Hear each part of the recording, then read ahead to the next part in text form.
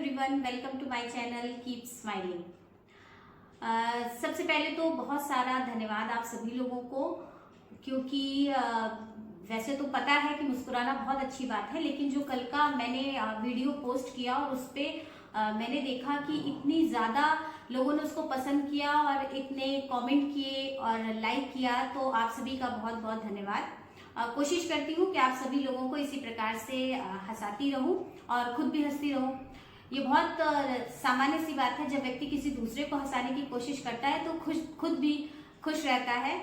और तो ये जो चैनल बनाने के पीछे भी मेरा कारण था, क्योंकि मुझे ऐसा लगा कि अगर मैं खुश होना चाहती हूँ तो कहीं ना कहीं हम किसी दूसरे को भी खुश रखें।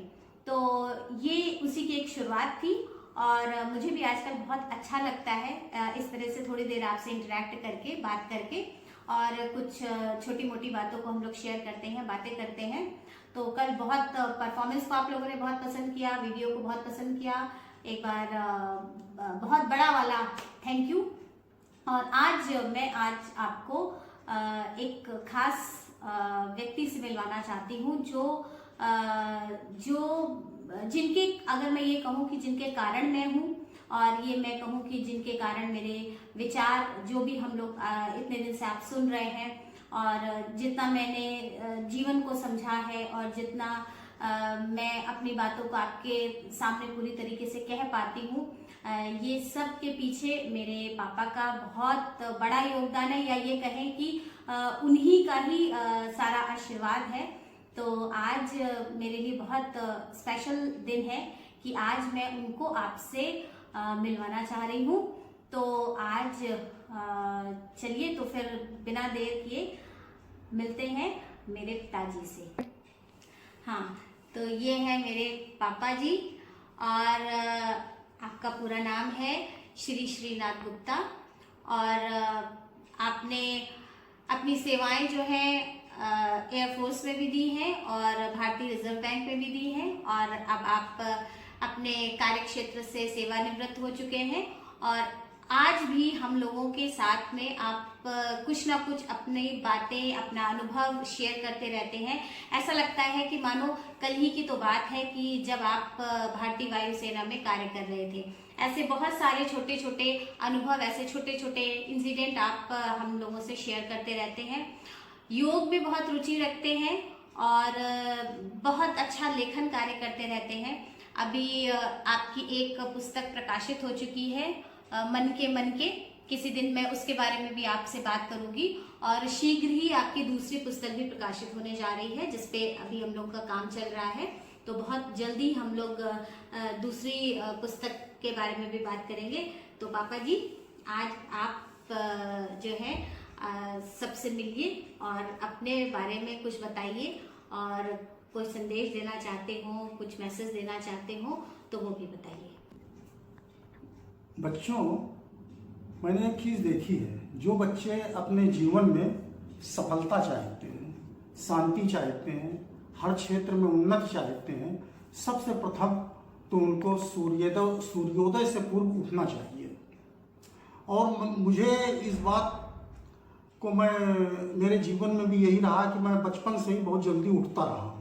तो जब मैं एयरफोर्स में गया तो मुझे बड़ा अच्छा लगा कि वहाँ लोग सीटी बजती थी तब तक उठ नहीं पाते थे, और मैं उनके उठने से पहले ही जग जाता था और नहा धो के बिल्कुल ठीक तरह से होके बैठ जाता था, पूरे पीटी ड्रेस में, क्योंकि सुबह दौड़ना भी पड़ता था और हमें कभी कोई अड़चन नहीं भई। और मैंने भी देखा कि बहुत से लोग जिस समय सीटी बजती थी तो लड़के तैयार नहीं होते थे, तो उनको दौड़ना होता था, अपना टूथब्रश और टूथपेस्ट जेब में रख के भागते थे। जीवन में सफलता के लिए सुबह उठना बहुत आवश्यक है। सूर्योदय से पूर्व बच्चों को उठ जाना चाहिए। ये तब मैंने देखा है कि बच्चे इसे पसंद नहीं करते, लेकिन ये जीवन में वो शांति चाहते हैं, सुख चाहते हैं, संपन्नता चाहते हैं, विद्या के क्षेत्र में भी आगे बढ़ना चाहते हैं, तो उन्हें सुबह उठना चाहिए सूर्योदय से पूर्व।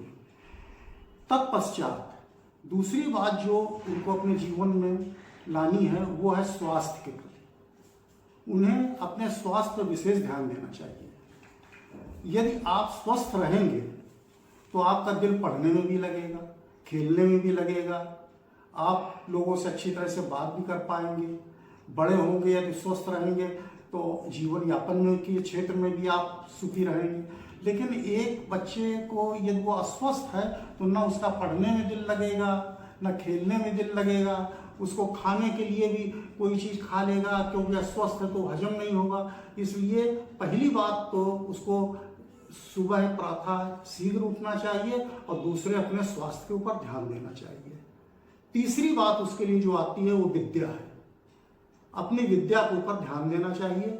जो भी स्कूल में काम दिया जाए उसको कल पे न छोड़े, घर पे आके अपना थोड़ी देर आराम करने के बाद उसे अपना कार्य पूरा करना लेना चाहिए।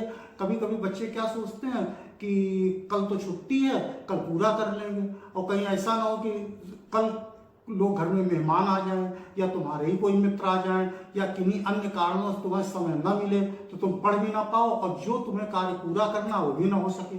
इसलिए कोई भी कार्य को कल पे नहीं छोड़ना चाहिए। अब चौथी बात आप लोगों के लिए, बच्चों के लिए मैं ये बताना चाहूँगा कि बच्चे किसी लफड़े में कभी ना पड़े। अब कोई बात हो रही है, कभी बाहर कोई ऐसी चीज़ है, आप पढ़ रहे हैं, आपने जगह भागे चले गए, देख रहे हैं क्या है, तो ये सब एक लफड़ेबाजी होती है जिसको कि कोई ज़रूरत नहीं है। कहीं लड़ाई झगड़ा हो रहा, खड़े हो गए देखने, इन सब से दूर रहना चाहिए। और बच्चों के अपने कुछ विचार होने चाहिए। कभी कभी वो पढ़ते हैं, कोई उनके दिमाग में अच्छी विचार आए तो उसको एक डायरी बना के रखना चाहिए, उसमें लिख लेना चाहिए।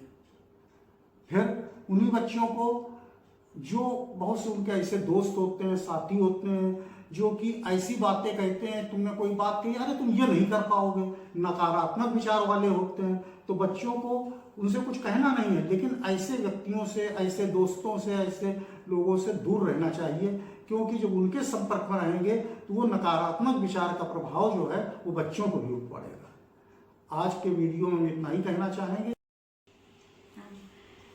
थैंक यू पापा जी। चलिए, तो आज पापा ने बच्चों के लिए कुछ संदेश दिया। फिर कभी हम लोग मिलेंगे तो बच्चों के अलावा भी हम लोगों को भी कुछ संदेश देने के लिए पापा जी से बोलूंगी, क्योंकि बच्चों को तो संदेश मिलता रहते हैं, और लेकिन चूंकि वो जिस अवस्था में है उनको ये लगता है कि मैं छोटे बच्चों को या स्कूल गोइंग जो चिल्ड्रन है उनको मैं कौन सी अच्छी बातें बता दूं, या उनको मैं क्या सही उनका दिशा निर्देशन उनको दे दूं। क्योंकि आज के जो बच्चे हैं वो कई मामले में कई तरह से उनके अंदर अक्सर हमारी जब उनसे बात होती है तो वो कहते हैं बच्चों को ये करना चाहिए या ये नहीं करना चाहिए। तो आज उन्होंने मुख्य रूप से बच्चों के बारे में ही बोला और बच्चों को क्या करना चाहिए इसी पर अपना ध्यान केंद्रित किया। तो आज के वीडियो में बस इतना ही। हंसते रहिए, मुस्कुराते रहिए। कल फिर हम लोग मिलते हैं।